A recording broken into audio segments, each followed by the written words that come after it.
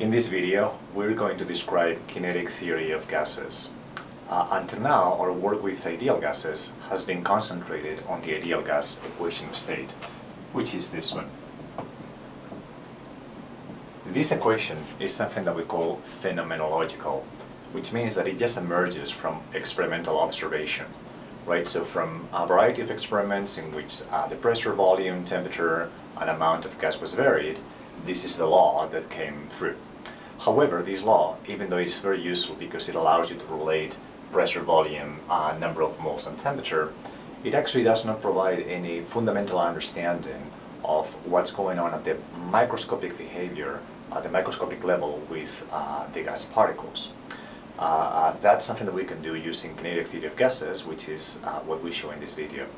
As a matter of fact, the bulk of this video is going to be trying to derive an equation for pressure, just looking at the microscopic behavior of gas particles and how they collide with the walls of the container that contains the gas. Alright, so that's going to be the idea here. We're actually going to start from a very simple model and try to see if we can understand how the pressure of a gas can be related to the molecular motion, which is the kinetics of those gas particles. Our model starts very simply with a box, a cubic box, okay, which has this shape. And we're going to consider, to start with, just the collision of one particle with just one wall. Okay. In the end, we'll have here a collection of gas molecules or gas particles, right? And they will be colliding with all of the walls. But the pressure in all of the walls and the collisions in all of the walls will be the same. So we simply have to calculate the pressure in one of the walls, and then that will be the same pressure as what happens in the entire container. Again, for now we just have one gas particle which has a mass m, and is moving in only one axis, which is what we're going to call the x-axis, towards the left, from the right to the left, which is the negative direction. So the velocity is minus vx. Okay, and again, this particle is going to be colliding with that wall, and we're going to be calculating the pressure exerted by just that particle on that wall. But what we'll do then is just generalize this to just the entire container with more than one particle, with various particles. Alright, so let's see if we can find what happens for just one particle.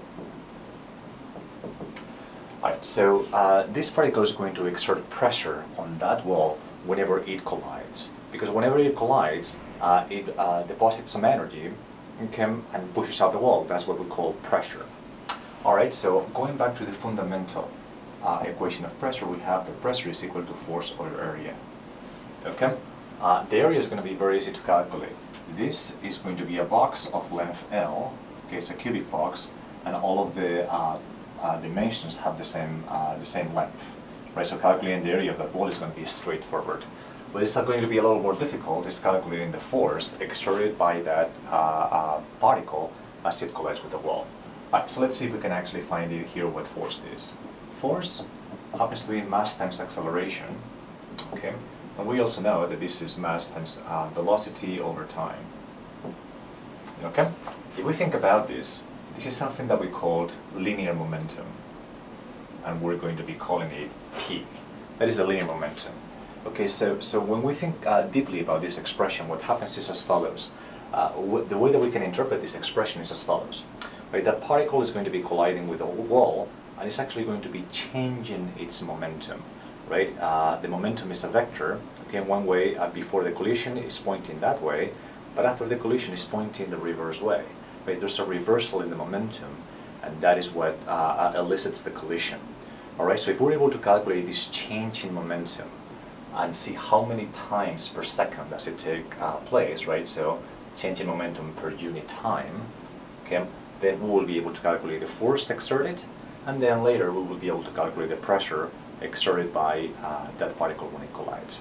Right, so let's see if we can calculate the change in momentum, okay, in that collision. It's going to be the change in momentum per unit time. The change in momentum in that collision is going to be as follows. It's going to be the momentum after the collision minus the momentum before the collision. Alright, let's try to see what the linear momentum is after the collision. Well, When this particle collides, again, collides on the wall, and it just reverses the direction of the velocity. There's actually an approximation in this kinetic theory of gases, and that is that all of the collisions that you have are elastic. And that means that no energy is lost once the particles collide with each other or when the particles collide with the wall. Okay, no energy is lost.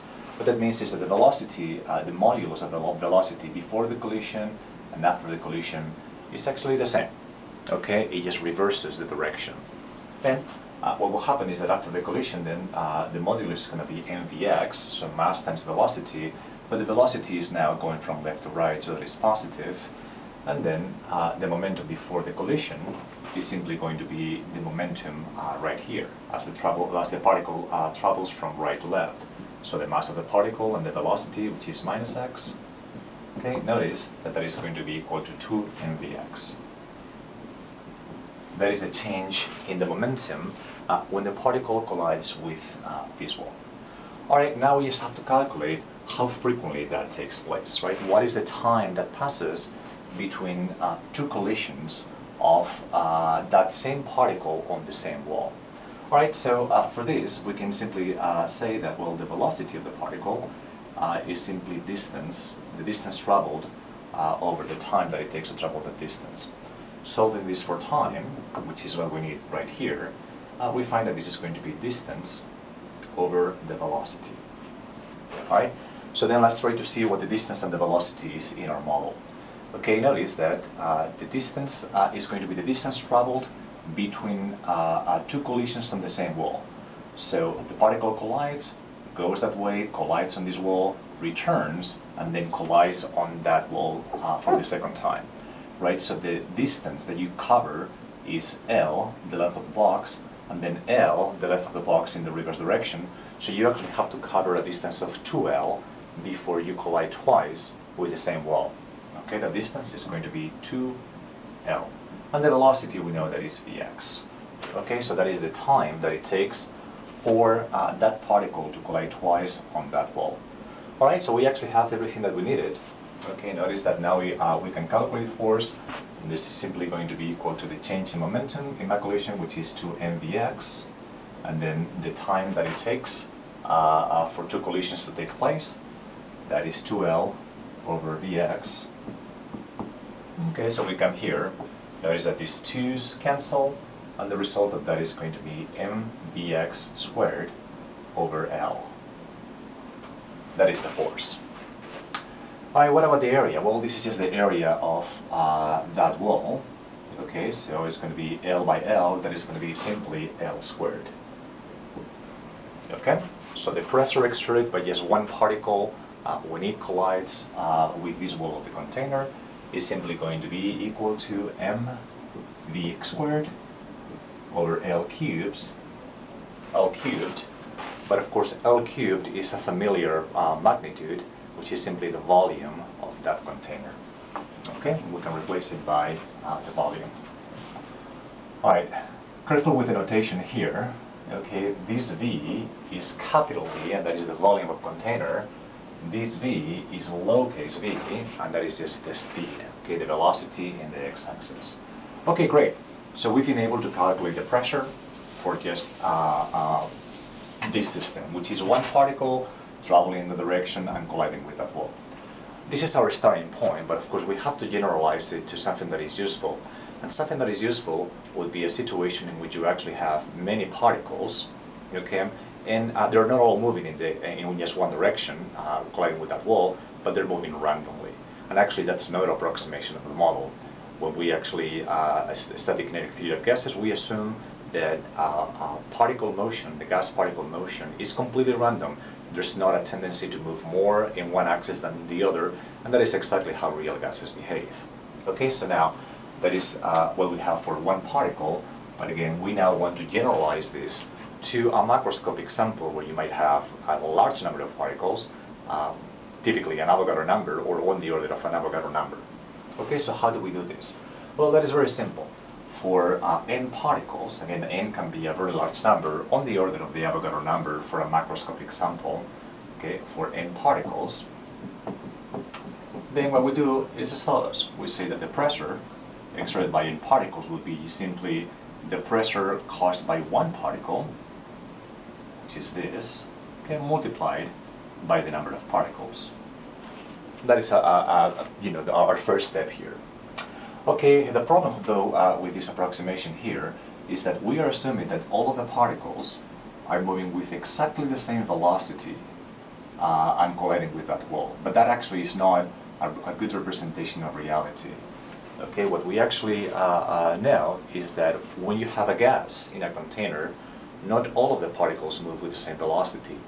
Instead, there's actually a distribution of velocities. Some of them move faster, some of them move more slowly, and as we will see, that is connected to the temperature at which those particles are. Right, so again, attributing the same velocity to every one of the Avogadro number of particles is actually not a good idea. Instead, what we can do is to say, well, if you have very many particles, and those particles have a range of velocities, it's actually much more sensible to utilize an average velocity for the distribution. Right, so that is not going to be a particular velocity, it's going to be the average velocity of the distribution. So something that is much more sensible to do here, again, is to just ignore the fact, or do away with the fact that you have one single velocity and simply consider the distribution and treat that as the average. Okay, that's more sensible, that captures reality much better. Okay, great, so that then is going to be our pressure when you actually have very many particles, and again, they can be moving with different velocities characterized by an average, which is what we have right here. Now, a problem with this equation is that you actually have that the pressure depends on the x component of the velocity vector, and that is something extremely awkward. Right? In reality, what these particles are going to be doing is just moving in three directions, and again, they will have a component in the x direction, which is left to right, the y direction, which we can consider to be forwards and backwards, and the z direction, which we can consider to be up and down. Again, they're going to be moving with different components in each one of those axes, and in reality, it's actually very difficult to measure or determine what the component in a particular axis is. However, something that we can do is actually determine what the modulus of the velocity is, right, without any particular direction. Right, so what we are going to do next is try to find a way to replace this v sub x component by something that is just the modulus of the velocity, and again, you don't have any particular axis of motion right there. Okay, so let's see how that works. Well, using the Pythagorean theorem and generalized to three axes, we know that the modulus of the velocity squared is simply going to be the sum of the three components squared. Okay, so we know again this is just pure Pythagorean theorem generalized to three dimensions. Alright, so here we have what we want to get rid of, and that's what we would like to put in that expression, right? Because again, this is simply the modulus of the velocity, and it's something that we can determine experimentally. These ones, the individual components, are very difficult to determine experimentally. Okay, great, so that's fine. The problem is that we still don't know what this is, and we still don't know what that is. However, it turns out that there's a very nice relationship between Vx, Vy, and Vc, which is quite easy to understand. Okay, when you think about a collection of particles moving in one box, like in this room, okay, what happens is that if there's no draft in that room, if the container is completely closed, there's actually not, at a particular temperature, there's not a greater tendency to travel faster in the x, y, or z. What happens in reality is that the average velocity in each one of the axes has to be the same, right? Again, there's no natural tendency for the particles to be moving faster in one direction than in any of the other two directions, right? So what we can actually say is that using average velocities, under normal circumstances, again, no external forces, no drafts, no open doors, the average velocity in every axis should be exactly identical.